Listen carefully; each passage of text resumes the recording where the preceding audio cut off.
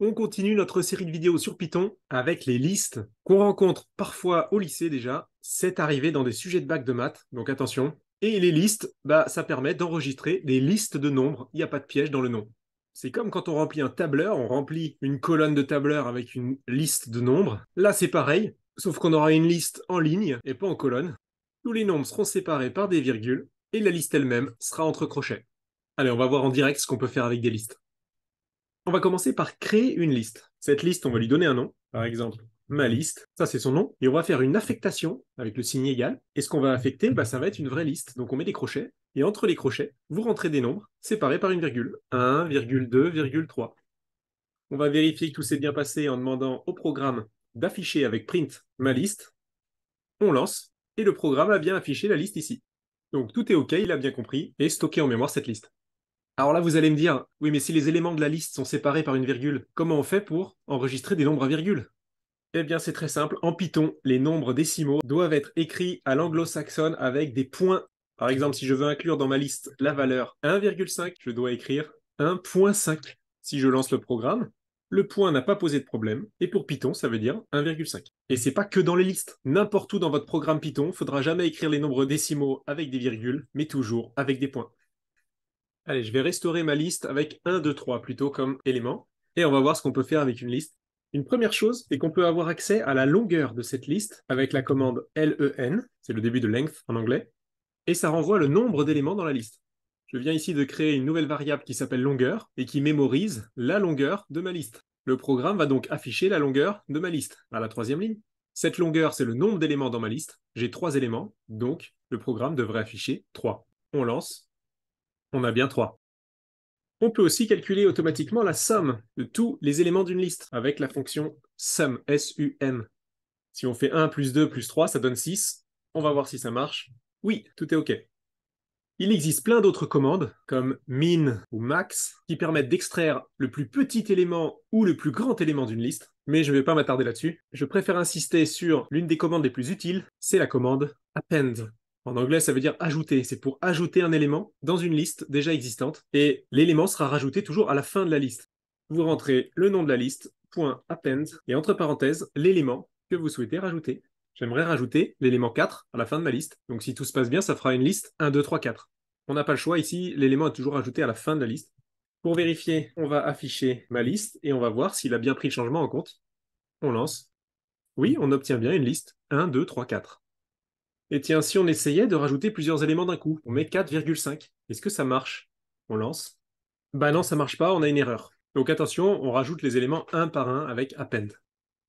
Petite remarque, il existe aussi une commande remove qui permet d'éliminer un élément d'une liste. Mais je ne vais pas détailler ça, on rencontre beaucoup plus souvent append dans les programmes. Sachez juste que ça existe aussi des fonctions pour retirer des éléments. On peut aussi évidemment aller chercher la valeur d'un élément précis dans une liste si on en a besoin. Alors pour ça, je vais modifier un peu ma liste avec les valeurs 10, 20 et 30. Imaginons que j'ai besoin de récupérer la valeur 30, qui est en troisième position dans ma liste. Il va falloir que je donne une information sur la position de cette valeur que je cherche. Et c'est là où il faut faire attention. La position du premier élément, ce sera toujours la position 0, par convention. Le deuxième élément est à la position 1, le troisième élément à la position 2, etc. D'ailleurs, on ne parle pas de position, mais de rang. Donc si je veux récupérer la valeur 30, il faut que j'aille chercher l'élément de ma liste qui est au rang 2. Comment on va rédiger ça dans Python? Il suffit de donner le nom de la liste et tout de suite après, d'indiquer entre crochets le rang de la valeur désirée. Ici 2. On va demander au programme d'afficher cette valeur avec print, et on lance le programme pour vérifier que ça marche. Le programme a bien été chercher la valeur 30. Deux dernières petites choses, on va voir comment peuvent interagir différentes listes entre elles. Je vais créer une autre liste qui s'appelle autre liste, et qui contient les éléments 4, 5, 6. Et je me pose la question, qu'est-ce que ça donne si on essaye d'additionner deux listes, avec un plus, comme une addition normale? Il va sûrement m'afficher une erreur. On lance. Eh ben non, ça marche. Le programme est tout à fait capable d'interpréter une addition de listes, et c'est intéressant de voir ce qu'on obtient. On obtient une seule liste qui a été fabriquée en collant les deux listes l'une à la suite de l'autre. En informatique, c'est ce qu'on appelle une concaténation. Et attention, ça veut dire aussi que si vous inversez l'ordre dans votre addition, la liste ne sera pas du tout la même. Alors qu'avec les nombres, si vous faites 1 plus 2, c'est pareil que 2 plus 1. Avec les listes, non. Donc le plus permet de coller bout à bout des listes les unes derrière les autres. Et enfin, un dernier truc rigolo qu'on peut faire, c'est multiplier une liste par un nombre. Par exemple, je prends ma liste, la multiplication en Python c'est avec l'astérisque, et je vais multiplier ma liste par 3. Je demande au programme d'afficher le résultat, et on aura bien un résultat. C'est parti.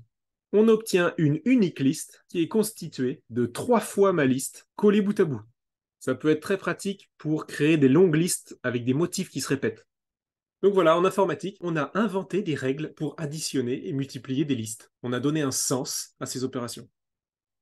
Allez, j'efface tout. On va terminer par un petit programme un peu plus poussé, dont le but est de calculer la somme de tous les nombres entiers naturels de 1 jusqu'à 100.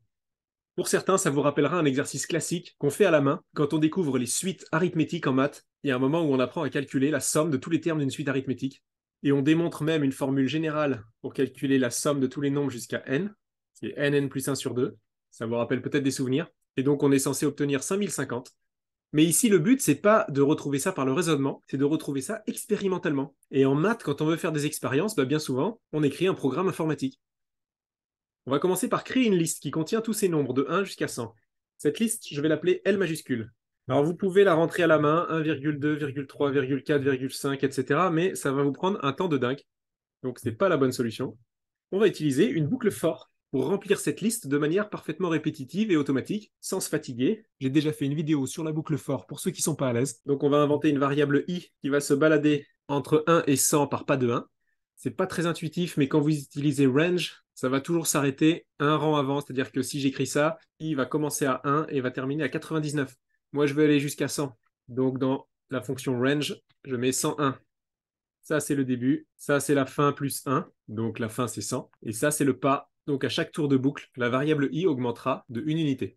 Par défaut, le pas vaut de toute façon 1. Donc si vous ne mettez rien, ça marchera quand même pour le pas. On n'oublie pas les 2 points quand on rentre dans notre boucle for. Et à chaque tour de boucle, je vais rajouter la valeur de i dans ma liste. Cette liste-là, je vais l'appeler L. Et pour rajouter l'élément i, j'utilise la commande append. Alors si vous démarrez le programme maintenant, vous allez avoir une erreur parce qu'on ne peut pas ajouter un élément dans une liste qui n'est pas déjà existante. Donc il faut absolument créer la liste au préalable. Donc ma liste, je l'appelle grand L, et je lui affecte aucun élément. Donc je mets des crochets avec rien dedans. Elle est vide, mais elle existe. Évidemment, on va vérifier si tout s'est passé comme prévu. Donc je vais afficher la liste L. On lance le programme, et on est rassuré. La liste démarre bien à 1 et se termine bien à 100. Maintenant, si je ne veux pas voir la liste, mais directement la somme, dans la commande print, je mets plutôt afficher la somme de L. Je lance, et on obtient 5050. C'est la bonne valeur, donc tout est OK, et le programme a fait ça en une fraction de seconde. Allez, par curiosité, on peut se lâcher, on peut voir combien ça fait si on additionne tous les nombres entre 1 et 1 million. Le calcul qu'on n'a pas du tout envie de faire à la main. On lance, et voilà.